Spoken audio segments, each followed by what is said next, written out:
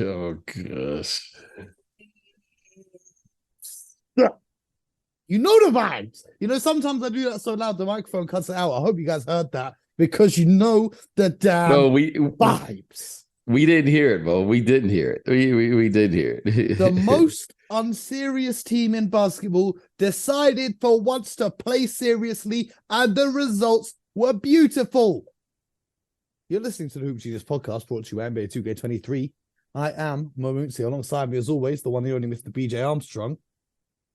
BJ, how are you doing? Well, you tell me, Mo. You tell me. Because what did I say? What did I say after Game 6? And what did you say after Game 6? I just want to revisit. BJ actually called me this morning, and he said the Celtics are going to win by 25, and they won by what, 24? So I see it, OG. I see you got a different script to me because the script I got. Let me tell you the script I got. The script I got involved potentially. I'm not saying this happened. I'm just saying potentially someone in the Sixers organization getting Adrian Wojnarowski to tweet out something that he's never tweeted out before about the foul discrepancy in Game 6 between the Celtics and the Sixers, trying to maybe persuade the referees a little bit in favor of making calls with Philly. And then the script I got showed early in the game, the referees making some ridiculous calls in favor of the Sixers. But through all of that, through all of the flopping, through all of the complaining, the Celtics prevailed. 112-88 to advance to the conference finals. Jason Tatum, 51 points. He said the other day he's one of the best players in the world. I see it. I see the vision. Al Horford, 3 blocks, blocking up the MVP. Uncle Al doing his damn thing. Marcus Smart, the defensive player of the year every year, for me at least, doing his thing. Jaylen Brown, the Sixers were up early in this game, and Jaylen Brown was the one who got the crowd into it. Jaylen Brown's the one who took off his mask, got hit in the face, that led the Celtics back into the game. Listen, BJ, I just want to know why the MVP of the league in an elimination game goes 5 of 18 from the field, minus 28. James Harden, 3 of 11 from the field, only 9 points, and gets humiliated in yet another Game 7. Talk to me about this one. What did you see? Well, you know, Mo, listen, I get it. First of all, congratulations to the Celtics, because you know what, they this was a hard-fought victory. I mean, this went 7. It was very evenly matched, with one exception. I mean, Jason Tatum was able to take his game to a totally different space when need be, and every moment when things looked tough, you know, he really stepped up to the plate. So we saw this last year, but now we're seeing him really assert himself. Okay, he is that level of talent. Okay, so let's start there. Now, here's the thing.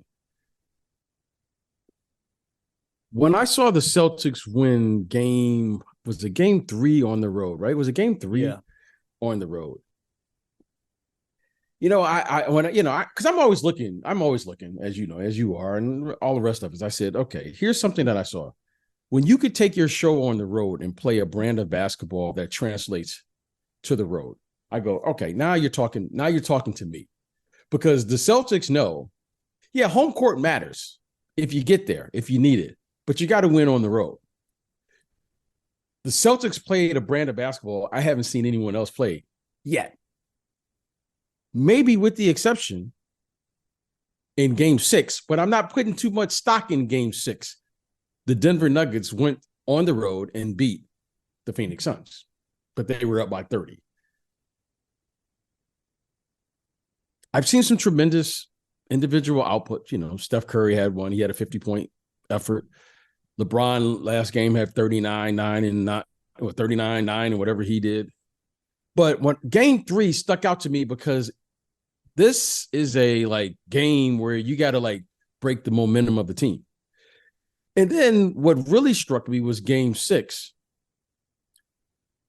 when Jason Tatum didn't play well, but he stayed in the fight. See, when I see people who stay in the fight, you know, when the fight's going your way, it's easy to stick in there.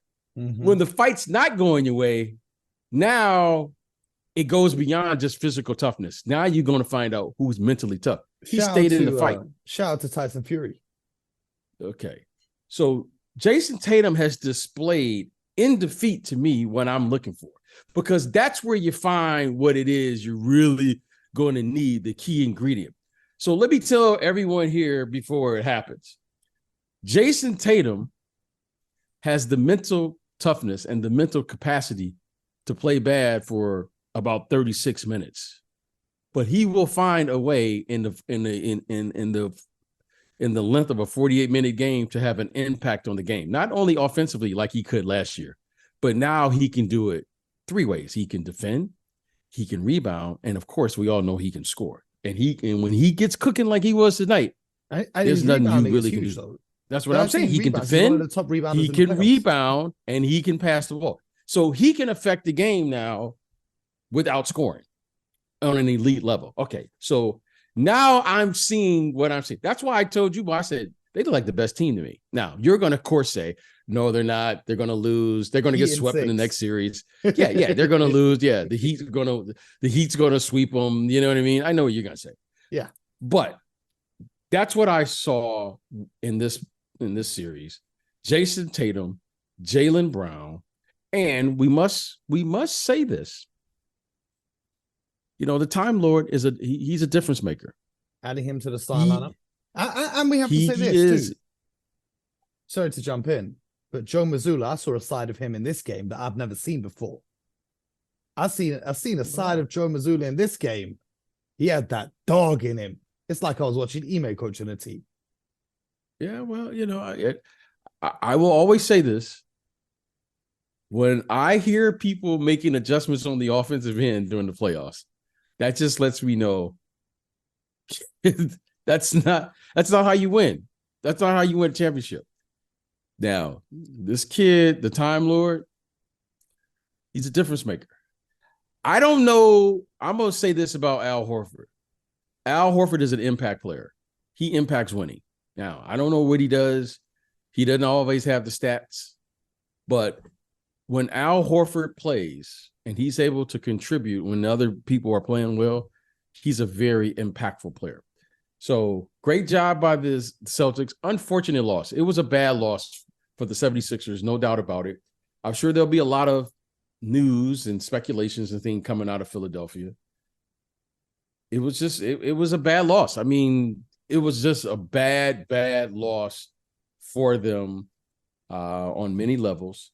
However, the Celtics were just fantastic, especially in the second half. The Celtics were great. The Celtics, defensively, offensively, they were amazing. Only 7 turnovers, 45% from behind the arc. Even the role players got some garbage time. You know, we're so used to the 7-man rotations. But as great as the Celtics were, Joel Embiid and James Harden were absolutely pathetic in this game. Absolutely.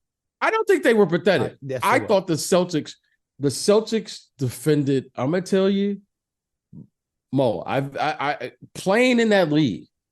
Yeah, sometimes you know you say, okay, they were bad. No, they didn't miss shots. These guys were what they say, locked in. Is that the term today? Celtics they were locked in. Were unreal in their attention to detail today. They were unreal. Like every possession they defended, every loose ball. It seemed like they got every loose ball. They seemed like they were in tune today. So if you want to find out what great defense looks like, just study this game. Well, what I will say is this. The Sixers played great defense to start this game. Up until the Celtics blew this wide open, the Sixers were playing great defense as well. Absolutely. That's what I'm saying. This was a well-played game. I thought it was a well-played game. Now, you just spoke about Jason Tatum was able to elevate his game to a space that was truly spectacular. If you're the MVP of this league, you should be able to do the same thing. Okay, let's talk about that. Okay. And I've said this to you off air. I'm going to say it to you again on air. If you're a bigs are different than any other position. Why? Because they're dependent on someone getting them the ball. Mm-hmm. Joel Embiid is not going to rebound the ball, dribble it up like Jason Tatum, do a step three. No, he can't do that. There's no way he can do that. So if you think that's happening and elevating, no big is going to do that. So bigs are different. They have to be evaluated different. They have to be looked at different. Bigs are going to require that you somehow get them the ball. And tonight, it wasn't their night. Okay, They got him the ball. It was Jason Tatum's to have night. the most shots on his team. Yeah, well, he can go get shots, but you as a big, he can't do what guards do. That's just what it is. Okay. Like he can't just go and play like Jason Tatum. He can't just go get the ball and break it down. But Jason Tatum can't go and play like him either. Jason Tatum doesn't go to the block and command a double team or go to the block with a mismatch against a smaller defender and absolutely dominate them. Joel Embiid went 5 of 18 from the field. There's possessions where he's being guarded. When I start seeing guys bigs play like they did in the 80s and the 90s from the block. Let me ask you this. Then we could revisit that. But you can't say Joel Embiid is doing that, Mo. Does Nikola Jokic go 5 from 18, 15 points and lose by 25 in this game? Okay. Does Nikola Jokic play like Joel Embiid? The answer is no. So this is just an excuse. He's not able to play in a way that will win in a high situation. It's not an excuse. It's not his fault. There's no excuse. He just doesn't play like that. No, it's not an excuse because if Jokic played with Tyrese Maxey and James Harden, he would play different than what you're currently watching him play the way he plays. It's all about personnel. No, but the question is, does he still go 5 of 18 from the field in an elimination game 7? If he's playing the same offense that Doc Rivers has him playing, which I don't believe Doc Rivers would play like that because Jokic is a different player. We can't look at the game like we do the video games. No, these are saying, like real people. Hypothetically, swap those two guys tonight, and you tell me if it's still the same result. Okay, because I know for damn sure Jokic ain't going 5 of 18, and you know it too. You can't say it. No, I don't know it. Do know hypothetically, I do not know that. Let me tell you this. I don't know that. Embiid is the MVP of this league, right? And I get, Celtics defense is locked in. You think defenses haven't been locked in playoffs before when they're going up against superstar players, but superstar players find a way to prevail. Jason Tatum, the defense, do you think the defense wasn't locked in on him? The defense was locked in on him. Guess what? He just found a way to figure it out. That's what you tell me. Find a way. Okay. And so I'm looking at Joel Embiid right here. I'm looking at Joel Embiid right here. Okay. Now, when he puts up good numbers and they win, everyone's, he's the best player in the world. He's dominant on defense and he's dominant on offense. Fantastic, fantastic, fantastic. But now when he loses and has an embarrassing performance, it's not his fault. He doesn't play that type of way. We can't blame him. He's not playing with a guard that can get him the ball in those positions. Here's what I saw. Okay. But let me say this, right? Because all year long, they told me, Embiid's the MVP because unlike Jokic, he's a great defender. Well, guess what I saw tonight in a Game 7 elimination game? The Celtics were picking on Joel Embiid on the defensive end. Jason Tatum was isolating on Joel Embiid when Joel Embiid was on the defensive end. They were putting Joel Embiid and targeting him in screen roll actions on the defensive end. That's my problem. So he's the MVP because he's better on the defensive side. I didn't see KD and Booker do that to Jokic in the last round. And you can even make a case that KD is a better scorer than Jason Tatum. So why didn't they do that to the Joker? So this is my thing with the MVP. And we spoke about the MVP a few weeks ago. And I said, Embiid shouldn't be the MVP. And I, in fact, said Jokic and Giannis shouldn't be the MVP. Why? Because of the games played. That matters. Tatum played more games, got the Celtics the home court advantage, and they win the game on their home court with a high three-point shooting percentage game, which we know is a key factor in playing games at home in comparison to the Sixers, who shot 20%. Now, if you're a true MVP and you went out there and played enough games, maybe you would have had the home court advantage and maybe your role players would have stepped up and you would have had the crowd behind you and you would have had those three-point shots falling while the role players on the other team faltered.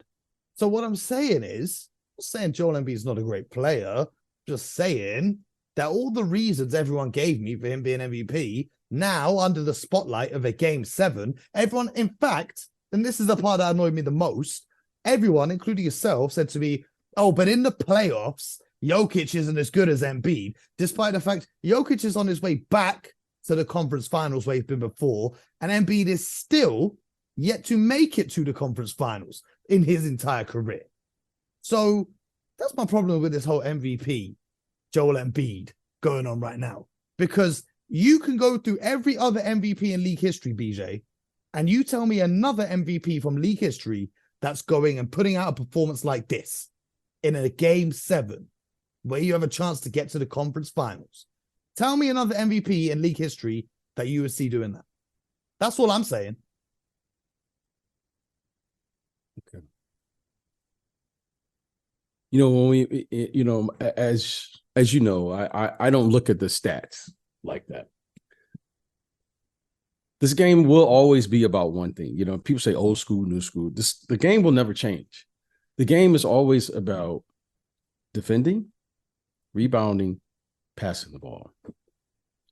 It's very hard to play against a set defense in this league, especially as you advance in the playoffs.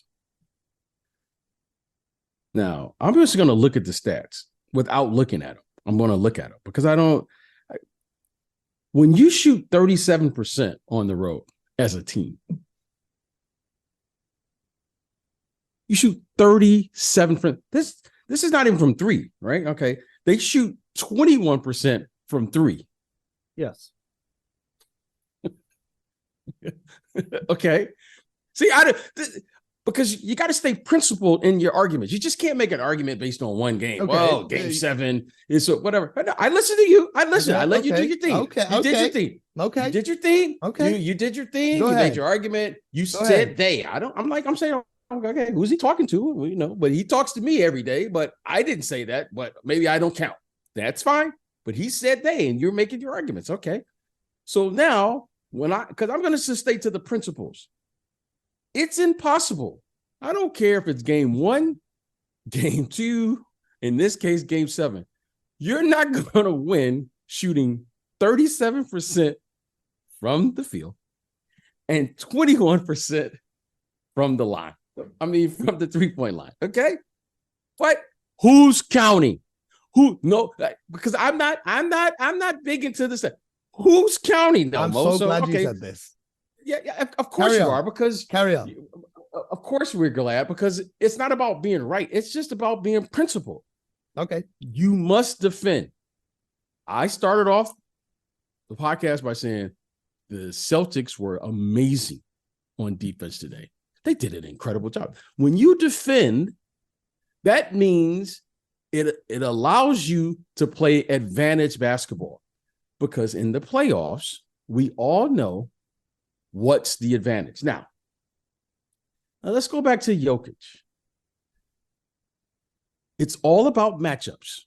Matchups are the key, and being able to make the adjustments during the course of any game, any quarter, so forth and so on. You have to be able to match up.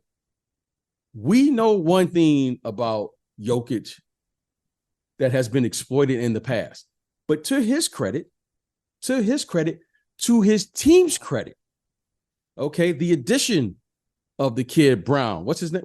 I always get his name mixed up. What's the kid name? Brown. Christian Denver. Brown, the rookie.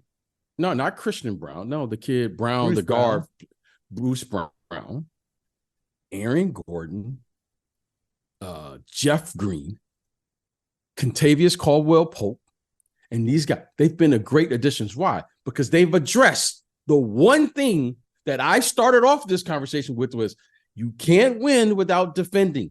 They've done an incredible job of complementing what their best player doesn't do well and adding players where they are probably, arguably, defensive players first before on the offensive end. And it's been great because they've complemented him. Now, and Mo, there's a term that I give to you all the time and our listeners. roster construction is a real thing. I know no one wants to believe it. We just want to say here, and then we'll say things like, I can't let you get away with it today. But then we'll say hypothetical. No, hypothetically, we're not putting together a team. We're putting together a team, and we're seeing who's complimenting who and doing what, because we all know what we're going to target. Now, the difference in this game was very simple. Since 1946, we know there's one player can't beat a team. We know that. But we love our heroes. We love, like Jason Tatum today. We love it. Oh, God, he stepped up. And everyone's going to say, oh, he carried the team. Oh, he did this. Jason Tatum was the man. No, Jason Tatum had a better team today. Jason Tatum had a better team. They defended incredibly. Someone was setting screens for him to get open and get the matchups that he was looking for. And to his credit, which was an individual performance, he knocked the shots down. Now, we've seen him miss those shots, but you know what I really love about him? He takes those shots. And the team was willing to live with him in that capacity. Now, no excuses for anybody. No excuses. However, in watching James Harden today, just using him as an example, because he was the lead guard. I don't know if James Harden, I don't know. Let's look at his stats. Let me look at, because I don't look at the stats on James Harden yet. Don't worry. That's let's just look at James Harden. Let's just look at James Harden. James Harden was 20% from 3, 1 of 5, 3-11 for 27%. That's your lead guard. And that's the guy who's responsible to getting Joel Embiid the ball. Now,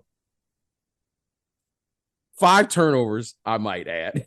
Okay, 5 turnovers. Now, if you told me that my point guard is going to have those type of stats, the guy who's responsible, that's the guy who initiates the offense. So we're saying no excuses, but now it's James Harden's fault. No. Mo. You take your medicine and you move on. If you're telling me I can win with those numbers, okay, Mo, they had no chance, and they didn't do it willingly. So why did they do it? Because the Boston Celtics played phenomenal. I'll say it again. They were phenomenal on the defensive end. They had a matchup that Philadelphia couldn't counter. And here was the counter. They put Rob Williams in the lineup. And for whatever reason, that was the difference in Game 6 and Game 7. There was a difference. Okay. Like, you saw it. Okay. He was a difference maker for them. Here we go. So you started off just then talking about the Sixers aren't going to win if they shoot 37% on the field. Right? Mo, I told you before the game. I told you after the last game. So this isn't a new thing for me. I'm just repeating what you said, right? You said the Sixers are never going to win if we just look at the numbers by shooting 37%. Well, that 37% is largely in part responsible from Embiid shooting 27% on his 18 shots, which was a team high. So if you want to just look at the numbers like that and say, well, the team only shot 37%, that's why they lost. Well, the majority of that lowly percentage is because Embiid was the one shooting under 28%. So first and foremost, that's that out the window. Second, but let's say this also. Hold on. Okay. But hold on. Before you, what you said. Well, yes, but hold on. I just want to make sure we say this. The principle of having a sound offense is getting the ball to your best player. So, okay, the best player should take the responsibility. That's why they're the best player. You live with them and you lose with them. So let's just say that. So, great, check. They got the ball to their best player and he took the majority of the shots and he didn't shoot well today. Okay, I can live with that. Yes, he didn't shoot well in the biggest game of his career so far. Check. Okay. The next thing you say was bringing up Jokic and how they've built the roster around him. Well, how would you like to construct this roster differently? You've got Tyrese Maxey, one of the most explosive guards in the league. You've got James Harden, former MVP, former multiple-time scoring champion.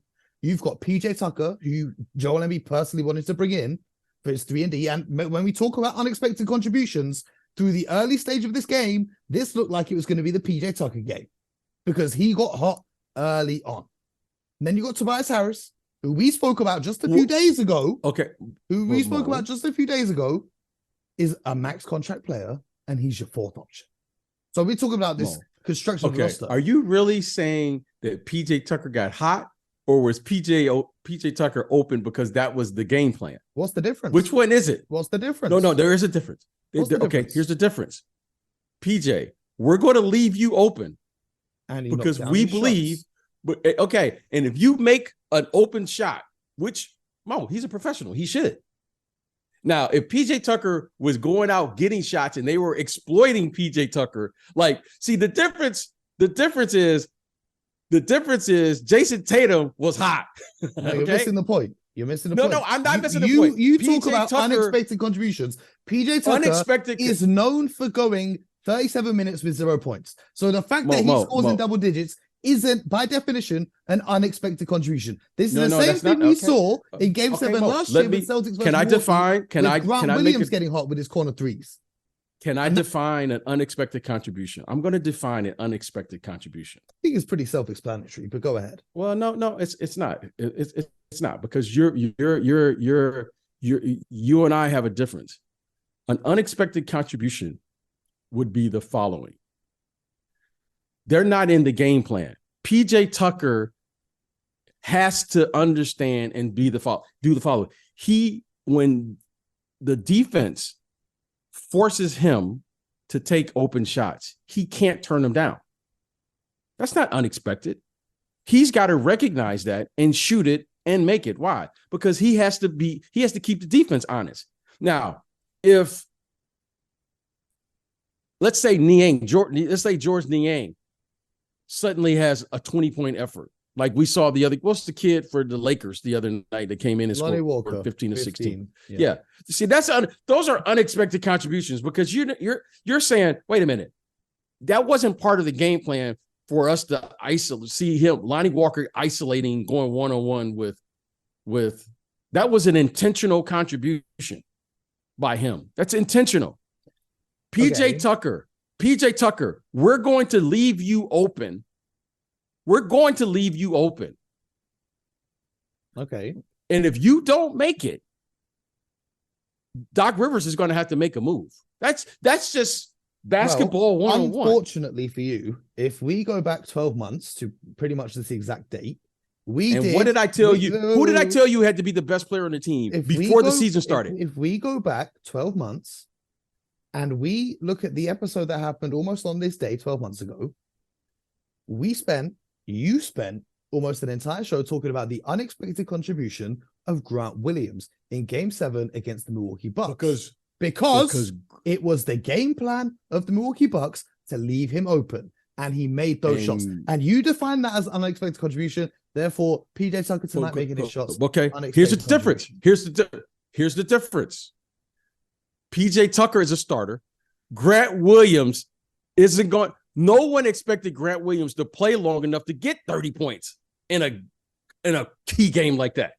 No, PJ Tucker is the starter of this team. He understands. That's why he is an elite role player. I have to make those open shots to keep the defense honest. PJ. No. Grant Williams was in the starting lineup. Okay. Grant Williams was in the starting lineup. So Grant Williams, no one expected Grant Williams. The difference, I wouldn't even expect Grant Williams to have double figures. He has double figures. I can absorb that. So there we go. That's the same thing with PJ Tucker. No one expects him to have double figures, and he got double figures. There's your unexpected contribution. So now we're getting sidetracked. Now we're getting sidetracked. However you want to say it. Let's get back to the point. What is the point? Let's get back to the point. Embiid. In the first half, he went 2 from 10 when being guarded by Al Horford. That's not when being double teamed. That's not when being trapped. That's being guarded one-on-one by Al Horford. You are the MVP of the league. And Al Horford, Uncle Al, at the age of 36, 37, 38, however old he is now, is locking you up. The original point was, show me another MVP in league history that would get clamped up like this in a game 7 with their season on the line? That was the original question. And I'm still yet to hear an MVP who this would have happened to. I've heard, well, a center can't play like that. I've heard, well, James Harden didn't do his job. See, Mo, this is okay, and then I'm going to let it go. This is what I'm saying. Mo, this is what I'm saying. In order for us to have a legit conversation, you got to put it in its proper context and not just pull out content. I'm not trying to win an argument. Winning an argument would involve us, you and I, to first agree on the following. We have to first know what are we trying to obtain, which is the ultimate truth, which is the principles of the game. If we don't agree with that, then I'm not trying to be right, because in the end, the only thing that's going to matter in this league, it's never going to change. So if we're arguing about something other than the truth of the league, then okay, now we're just like going back and forth. It doesn't really matter. What matters is the following. We, since 1946, George Mikan, Wilt Chamberlain, Kareem Abdul-Jabbar, Tim Duncan, Shaquille O'Neal, none of those guys, Hakeem Olajuwon, none of those guys have ever won without an elite guard. Bob Cousy had to be there for Bill Russell. Jerry West had to be there for Wilt Chamberlain. Why was this Kareem never an issue earlier in the series? It's never an issue until someone does it. It's never an issue. No one's making an excuse. So are you disagreeing with me on my opinion? Because we know I'm not disagreeing with you. I'm not disagreeing with you. Joel Embiid all I'm saying, an embarrassing bad performance tonight. No one's never disagreeing with you. It's not a disagreement. You're entitled to state your truth. You're entitled. However, we must present the whole truth so that we can see its entirety. Just don't give a sliver. Give the entire picture and explain why it is. That's the difference. Just give the whole picture and then let the people say, "Oh, that makes sense." No one's making an excuse. Joel Embiid was awful. I said that. He was awful. He was awful statistically. But why was he awful? He just didn't show up and was out there playing by himself. What did they do to take away and create this imbalance where he couldn't get to his position? Yes. What did they do?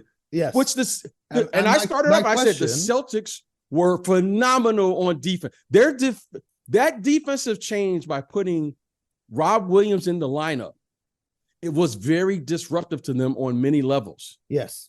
But my question was, which other MVP in league history? I'm sure there's been tons. 5 of 8. I'm sure there's like Steph Curry didn't always play great in game 7s. Recently, LeBron James didn't always play great in game 7s. I'm just going right from the top. Okay. I'm just saying, I'm sure of it. Like, everyone can't be great every single game. I'm sure, I can't remember off the top, that even Michael Jordan, I'm sure, Larry Bird, I'm sure, Magic Johnson, there's no way you're saying that you're sure guys like Magic Johnson, Michael Jordan went 5 of 18 and got blown out by 30 points in a game 7. No. See, now listen to what you just said. Blown out in a game 7. Mo, I'm sure I was a part of some of them. Okay. We didn't always beat the Detroit Pistons. We didn't always win. Everyone can't win. I remember when Magic Johnson, those guys lost to the Celtics. I remember those guys. You don't just be great all the time. You got to lose. You got to learn how to be great. You just don't show up and like win every single time. Well, where's the failure that's going to help you understand how to win? Or does no one ever lose? Everyone's going to play bad. Why did he play bad? That's all we care about. Why did he play bad? He played bad because the Celtics were outstanding. They had an outstanding game plan on the defensive end. They had an outstanding game plan. As a big, why do bigs play bad? Well, the bigs they need exceptional guard play to get them the ball where they can operate. That's a fact. That's just what it is. Like, okay, great. Why was Karl Malone so good? Well, he had an exceptional guard that would get him the ball where he needs to go because he couldn't do it. Why was Kareem great? Well, he had an exceptional guard that could get him the ball where he needed to go. Jerry, why was Wilt? Well, he had an exceptional guard. It's the same formula. It just is what it is. So I'm not making an excuse for him. James Harden. It's just what it is. Guard. James Harden today was not exceptional. James Harden today, by all accounts, was like, he was mediocre at best. He was really, terrible. Really bad. He was really bad today. Terrible. Yeah, exactly. That's what I'm saying. You can't, if you're big, every big will tell you that their play is, whether or not we want to admit it, their play is dependent on the guards they play with. Why? Someone has to get Shaq the ball. That's just a fact. We can sit here. That's what makes Victor Wembanyama so appealing, because you're saying, wait a minute. It's like Giannis. But Giannis is not dependent on just guards getting him the ball. Yeah, it's like he's talking like Embiid didn't get the ball. He led his team in shots. He got the ball. He got the ball and he missed. Okay, I'll say it again, because maybe you missed this part. Maybe it didn't come through. Bigs have to get the ball in their operating area where they have an advantage, or wherever they like it. You can get up shots. You can get up shots. You can get up. He's going to get touches. Where is he getting the ball tonight? Well, all I'm saying is this. It wasn't where he was at his best. And it was bad from everywhere. Because the Boston Celtics were terrific. They were absolutely. They were just terrific. They contested. Al Horford was there. He had help. He had five bodies in front of him at all time. They were physical with him. They didn't allow him to get open and get easy. They didn't foul. They defended without fouling. They were just terrific. Like, some nights the guy has it and you don't. Tonight the Celtics had it. They were incredible.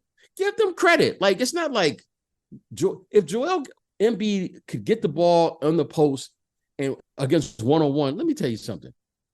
And I think Al Horford is a terrific defensive player. There's nothing they can do with him. If he got that ball on that post, literally blocked him when he was guarding one-on-one twice or three times. I'm just saying, Mo, if he got that ball where he can operate, where the big fella can operate, ain't no stopping Joel. Everybody knows. It's just like Jokic. There's no stopping him. He did stop him. Stopping him. And 1 from 10 when guarded one-on-one by Al Horford. Let's move on here, because it doesn't really matter. You're right. Everyone else is wrong. And let's move on. That's how the show goes. It's not about me being right or wrong. The Celtics were going to lose. You're right. The Celtics were going to lose. And everyone else is wrong. Who said the Celtics were going to win. I'm just saying, if you're the MVP, you find a way to score against Al Horford when you're being guarded one-on-one. Well, however you want to spin it now after the fact is irrelevant. You go guarded one-on-one, Al Horford look drop. Credit to Al Horford. Credit to the Celtics. No, credit to the Boston Celtics.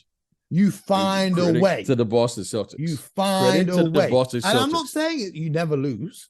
There's ways in which you lose. And that was a devastating loss.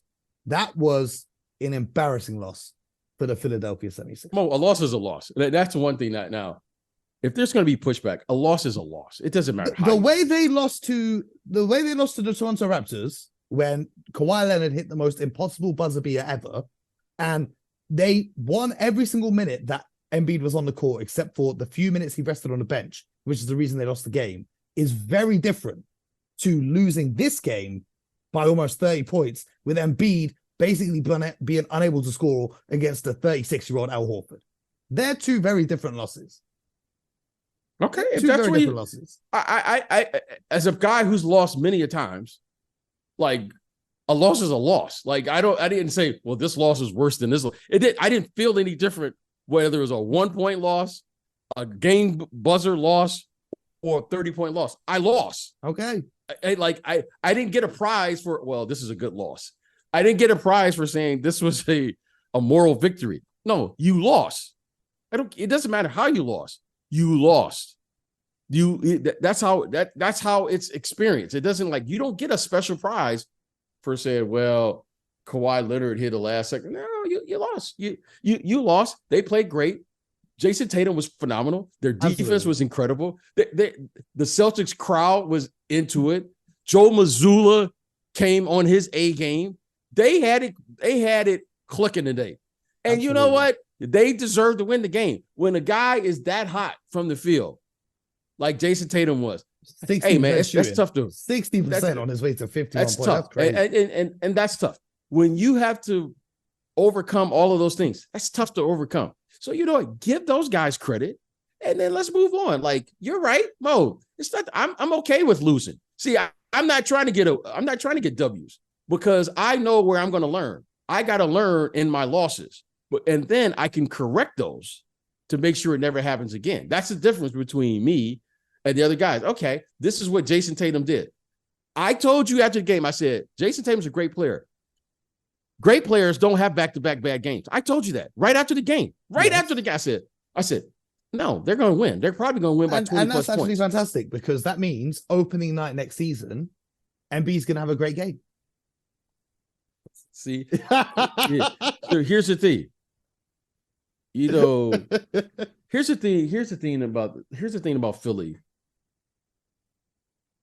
This is an incomplete roster.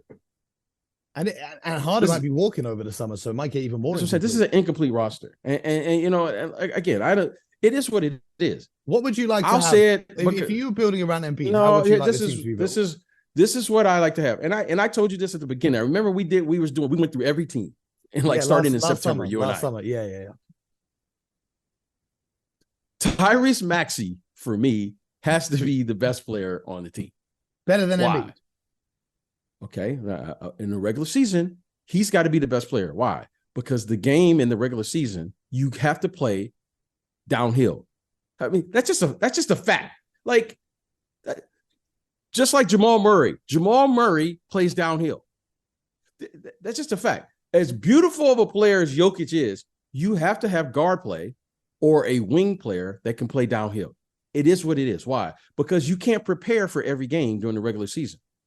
Practice time is very limited. So you have to be able to play mismatch basketball.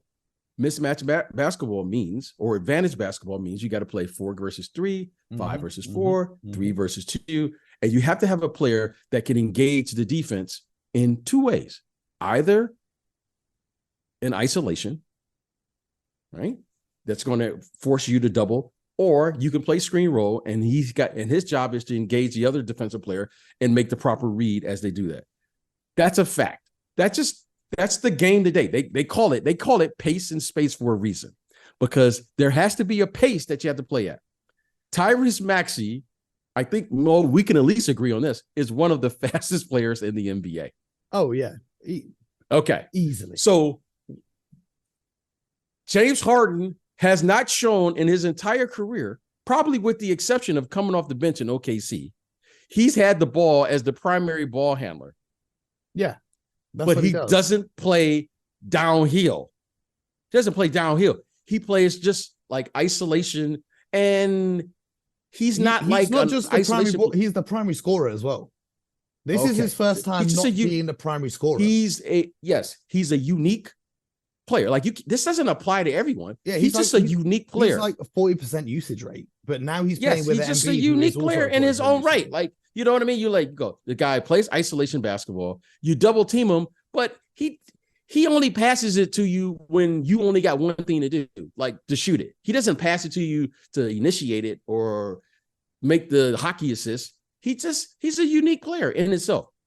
If the Sixers are going to construct a team, in my opinion, I'm saying it with great humility, Tyrese Maxey should be the best player on the team. He's got to average 20 plus. Why?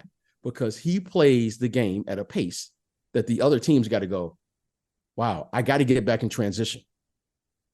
That's just what it is. Mm-hmm. And you got to force Joel Embiid to play with him. And then in the fourth quarter, Mo, you play to Joel when the game slows down. That's just my humble opinion.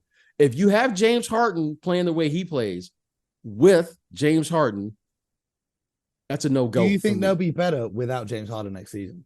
I think if James Harden walks, depending on what they do, right? Because James Harden is a terrific player, Hall of Fame player. Okay. Yeah, top 75. But Mo, you have to defend at your position. That's not his strength. You have to be able to rebound as a wing player. That's really not his strength. I think he's a good passer, but I don't know if he's a team passer. He's a passer when he has the ball and he's doing his thing, and he can do that. That's playing a different way. I'm talking about in a team concept. I don't know if he does that. Now, if he's the main guy and he's getting all those usage rates, is that what you call him now? Then Mo, he'll put up 25, 28, 30 points a game. Why? Because he can. That's what he does. So I think if they get the right players, and that's a big if, like, you know what I mean? These players aren't just like everywhere. Like if you put a player like OG, for instance, if you said, I'm going to put OG, your guy from Toronto. Yes. Now, Mo, you're talking to me. Yeah. You follow, okay, because I hear what you're saying. You follow what I'm saying? Yeah. That's all I'm saying. This talking about his defense. Like his defense, in my opinion, he could play. In my humble opinion, players like James Harden and players like Joel Embiid can't succeed in the postseason. Why? During the regular season, they rely far too much on grifting free throws with their flopping, and that makes up such a big percentage of their actual points per game that when it comes to the postseason and the referees aren't giving them free throws every time down, they struggle. This is Embiid's 6th trip to the playoffs, and he's never shot an above average effective field goal percentage, which is the field goal percentage that counts to include free throws, threes, and of course, normal shots. So when the referees stop calling fouls, as they do in the regular season, and defenses get tougher, players like Harden and players like Embiid, who some nights you'll see them get to the line 20 times, they just can't do it. So yeah, I mean, those are good points. I think that's an exceptional point. I think that is a good point when you look at the offense. However, the one thing about Joel Embiid, and this is why I really love Joel Embiid, is this guy's won the MVP, Mo. And I could say this to Joel. Joel's he's not in the proper condition that he needs to be in. We say this every year to win an NBA. We say this every year. This is what, Mo, this is it. This is my Joel Embiid won the MVP this year, and I'm saying he's not even in the proper condition to be the very best version of himself. That's what makes me so intrigued with him, because I'm going, okay, and I know his coaches are saying it. I know JoJo. I know he knows that, because JoJo, when he wants to defend Mo, he's a game changer. But then why was he getting picked on tonight? Because Mo, when he wants to defend Mo, I'll say it again. I'm trying to say it nicely. But why did he not want to defend him? Because Mo, imagine going to the gym and you're out of condition. That's me every day, PJ. Okay, then. Well, Mo, when you get on the bike and you know you're not in the proper condition, it looks tough. It is tough. Okay? It is tough. Okay, then. It is tough. So that's why he didn't want to do it, because it's tough. That's why you got to go hard. Yeah, if you want to be a winner, even if you're out of shape like me, you got to go hard. I get it, but you can only push yourself so hard when you're not in the proper condition. Mo, that's just what it is. This kid, Joel Embiid, if he just gets in condition, the proper condition that he needs to be in, Mo, it's a wrap. Because defensively, that's where he should control. Like offensively, I don't care. Like, okay, he shoots 6 for 18. So what?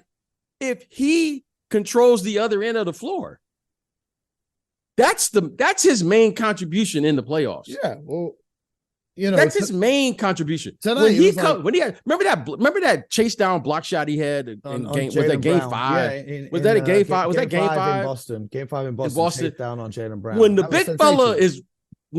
big fella is doing stuff like that, Mo, he's almost impossible to beat. But why he doesn't do it, Mo? Because it's too hard to do. And he had a couple blocks early on in this one, but it's really like they did to him tonight what everyone said would happen to Jokic through the playoffs. And this is why I brought it up at the start, is dragging him out to the perimeter to try and guard Jason Tatum, or putting him in screen roll. And you're right, maybe it is his conditioning that didn't allow him to compete on that end in the 7th game of a series, right? I get it. You know what I mean? But I'm just saying, goes back all the way to the original point. I'm saying, if the reason why everyone said he was the MVP and the best player is because of what he does on defense, then he should have done it on defense. That was all the point that I was trying to make. Yeah, well, you know what I'm saying? We can make argument. I'm not comparing the guys. I will say this. Jokic, watching him, even from like a year or two ago, and the guy was back-to-back MVP, he's in better condition this year than he was. Because, Mo, I'm watching him, and I'm watching him closely. Mo, the big fella, he's moving that body. He's in great great condition. And Mo, and listen, every player, that's why I don't have to be critical, because, it's easy to sit here and criticize somebody. Mo, I've never met a perfect player. Every player has a weakness. And you know what I respect more and more as you watch Jokic and these guys? I love it when people work on their game. He is a better defensive player this year than he was a year ago. That lets me know, Mo, that he cares. Yeah. That lets me know, Mo, he's working on his game. The thing is, as well, with his condition, he just has a body type that he's always going to look at. The guy gets up and down for 45 minutes a night. And he might not be the quickest, but he doesn't stop. Mo, all you can do as a player is your best. I've never, ever seen the big fella not give me his best. I respect that. Now, at some point, though, Mo, if you get the right matchup and someone can exploit what you don't do well, then, Mo, you're going to have to adjust in some capacity. Now, in the first 2 rounds, no one's able to get to it. Like, Phoenix couldn't get to it. And who did they play in the first round? Who did they play in the first round? The Timberwolves couldn't get to it. Okay.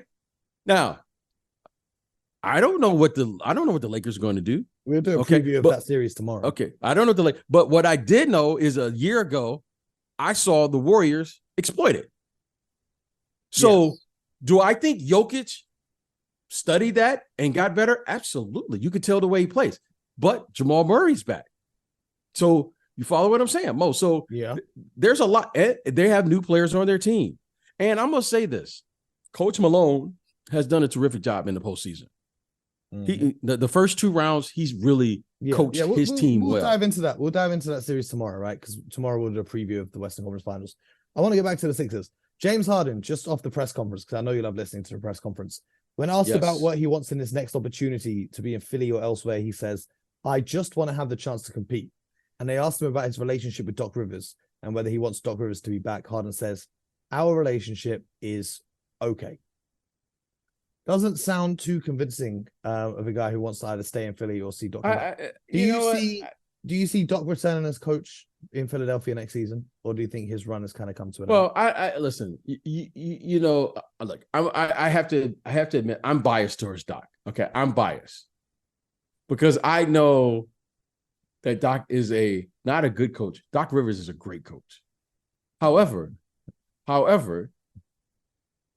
you can't be a great coach without great players. Okay.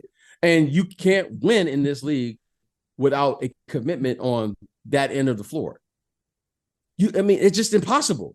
Like, Mo, you can get your stats, you can get your numbers, but I know from experience that if you're trying to win the final game of the season, there's a brand of basketball that you have to play. Like, and this isn't a knock against James Harden. It's not a knock on any player, right?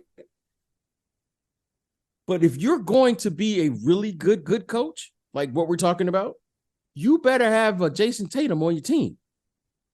Like, I don't know if Joe Mazzulla is a good coach or not.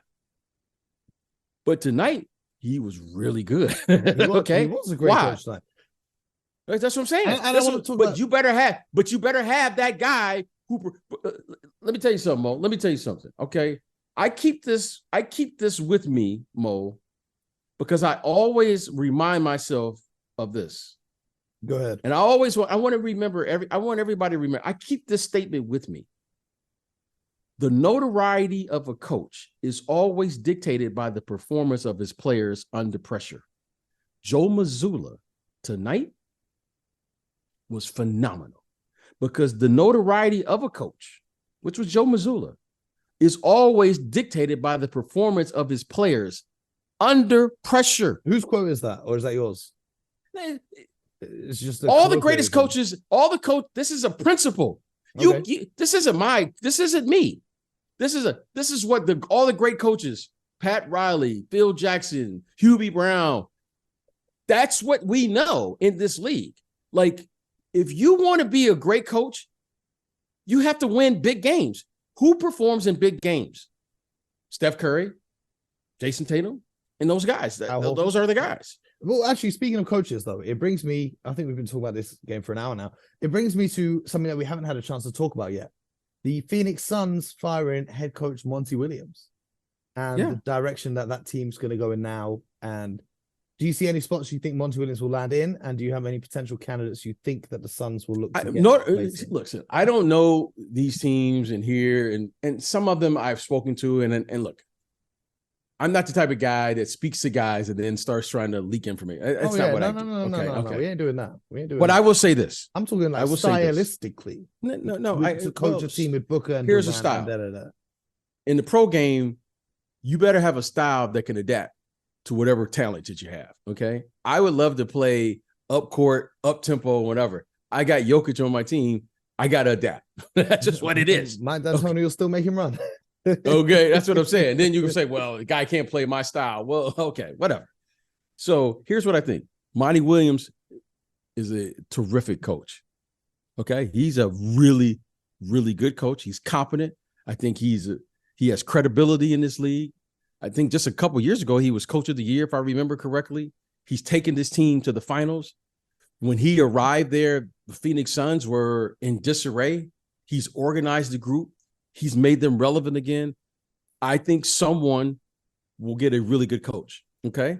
He's going to be coaching somewhere in the league. Why? Because he's that good of a coach. For whatever reason, they made a decision. Right, wrong, or indifferent, you and I aren't in the locker room because I don't like to see people lose their jobs. However, I think he will land because he's that good of a coach. I mean, he is a really, really good coach, okay? Now, whether or not it's this year or next year, he's too good not to be in the league this year. I think he will land, right? Whether it's, there's a lot of jobs open right now, okay? Well, not a lot, but there's a few jobs that are open. We don't have to revisit those. But I think he will land on his feet because he's that good of a coach. Absolutely. And there's a lot of vacancies and there's a lot of very talented coaches that are looking for jobs. Yes. And someone is going to end up with a ridiculously stacked coaching staff because there's so many talented coaches and there's only a certain amount of vacancies. So that's going to be interesting. There is one more thing we do have to speak about here on the show because we keep you up to date with everything from the NBA. Ja Morant, once again on Instagram Live with a gun in his hand for reasons they're just beyond me. They're baffling me. I got a few things to say about this because I put out a tweet today about it and I think a lot of people misunderstood what I was trying to say, right? Ja Morant has no business doing that in the first place, right? He's a role model to young people. He's a role model to kids. They look up to him. He's one of the faces of the league. He's a face of a major brand. He should not be doing that. Regardless, I'm not getting into the laws of whether it's legal or not, wherever he is in America. I'm not going down that rabbit hole, right? I'm just saying, know your role. Know who you are. Know what you are doing in society and your occupation. You should not be doing that as a professional. Number two, though, and this is what I was trying to tell people, because people are saying, stop making excuses for him. He's a grown-up and knows what he's doing. If you're a friend of Ja Morant, at some point, if you're a true friend of Ja Morant, you got to tell him to chill. If you are getting in the car with Ja Morant and he's holding something like that, you got to tell him, bro, what are you doing? There's hundreds of millions of dollars on the line here. You already missed out on All NBA, meaning you missed out on, how much did he miss out on for missing All NBA this year? Like 4 probably going to million? miss 50, like about 50, 60 million. Yeah. Just for that one incident. I mean, so you've already missed it. You go on Instagram Live again. And what are you doing? And then the part that was weird to me is this wasn't even Ja's Instagram. This was one of his friends' Instagrams who's not famous or anything like that. There was only 100 people watching it. So of those 100 people watching it, someone was recording the live stream going on, ready to take the clip and upload it. So I don't know what's going on behind the scenes, because for you to be premeditating recording that on some guy who's Ja Morant's friend's Instagram live. I don't know, maybe I'm getting old and the new generation just records everyone's live streams. But I don't know what's really going on behind the scenes. But the people around him, you got to have people around you, because when you start becoming successful in life, as a young person, everyone makes mistakes and everyone does things that they shouldn't be doing. But it is the job of the people around you, whether it be your mentors, your family, your friends, to tell you to fix up when it's necessary to fix up, even if you don't see yourself for whatever reason. But to have your friend in that position, risking everything. Right now, there are some executives around the NBA who are saying that Ja Morant should be suspended for at least half a season for what he's done. Because he did it once, went to the rehab thing, he said, then came back and said it was a mistake, and and then he's gone and done it again. Bearing in mind, you've just released your first ever signature sneaker just less than a month ago. I don't understand what he's going through and what's going on. But the fact that no one around him is even telling him, stop doing this, and they're enabling him. You know, you see your friend get in the car with something that he shouldn't have. Bro, what are you doing? Why have you got that? Put it down. At least say, let me hold it instead of you. The whole situation is mind-boggling to me. I really don't know what's going on. I hope he fixes whatever he's going through, gets some help, because this is an unbelievable talent. And so many young people look up to him, and for him to keep doing this is just ridiculous. Well, there's so much to unpack here, Mo, and I have young kids similar in age, and and you're right. When you're in your what is he, about 24, 25 or something like that. I have kids 23. That age. So he's 23. Well, I have a 22-year-old son, right? And it's tough, Mo. It's tough. And then you can't make excuses for this. And you got to own it. You have to own it. There's no way around it, right? It's in this generation, when you're on Instagram and Mo, you got to own it now. Okay. Now, at some point, Mo, some of us never get a second chance, and he gets a second chance. And then sometime, Mo, the door closes. I don't know what's going to happen, but what I do know, Mo, is the following, and experience has taught me this. This is a $1 billion operation. This NBA, it's fun and games, and you and I and other people, we talk about the game and we talk about it passionately and so forth and so on. But we understand the basketball business, and then we also understand the business of basketball. And right now, Mo, the league, okay, without question, they have to do what's in the best interest of the league here. Mm-hmm. And that's going to be a hard lesson. That's a hard lesson, right, Mo? Because you would like to understand it without having to go through the repercussions of things, right, in life. And now, Mo, I think the business now will be impacted by whatever happens moving forward, right? Mm-hmm. Because there's going to be a lot of dialogue. We know the consequences of that. The NBA is a family-oriented, business, if you will. And now there are a lot of partners involved. There are a lot of people who. Yep. So, Mo, there are a lot of the business will have to have a major say-so in whatever decision is made. When you're dealing with young people, Mo, I like I tell my son this all the time.